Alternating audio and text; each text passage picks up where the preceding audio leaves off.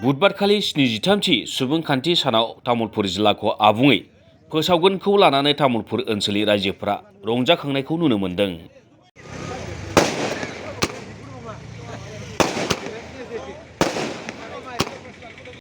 बेबायदिनो दिनै मोनाबिलियाव तामुलपुर दखरा एबसुनि दैदेननायाव तामुलपुर जिल्लानि सिङाव थानाय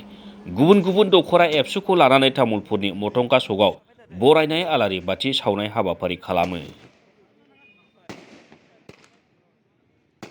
बेवहाय जिल्ला बेंगिरि हिसाबै सीमान्त कुमार दास बिथांखौ बेवहाय एपइन्टेड होनाय जाबाय आरो बिथांखौबो जोङो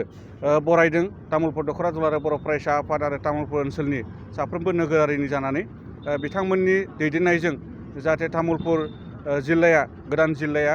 आसामनि मादावनो बिटिआरनि मादावनो बयनिख्रुइ साबसिन मोनसे जिल्ला महरै जोङो बेखौ दाफुंनो हायो। बेनि थाखाय जोङो बिथांमोननि सायाव आसा फारिदों। तामुलपुर साब डिविजनक যোৱা দিনবোৰত কথা দিয়া মৰ্মে অসম চৰকাৰে তামোলপুৰখনক জিলা হিচাপে ঘোষণা কৰিব আৰু ইয়াত ভাৰতৰ যি মানে ফ্লেগ এইটো অসমৰ এজন সক্ৰিয় মন্ত্ৰী ইউজি ব্ৰহ্ম তেখেতে উত্তোলন কৰিব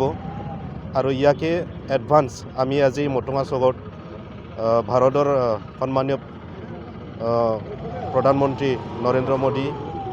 অসমৰ মুখ্যমন্ত্ৰী ডক্টৰ হিমন্ত বিশ্ব শৰ্মা, বিটিআৰৰ চিফ প্ৰমোদ বড়ো তেখেতসকলক ধন্যবাদ যাচি পেলাই ইয়াৰ লগতে এটা আদৰণি হিচাপে আমি কেণ্ডেল লাইটিং কৰি পেলাই ইয়াত এটা কাৰ্যসূচী ইয়াত আয়োজন কৰা হৈছে আৰু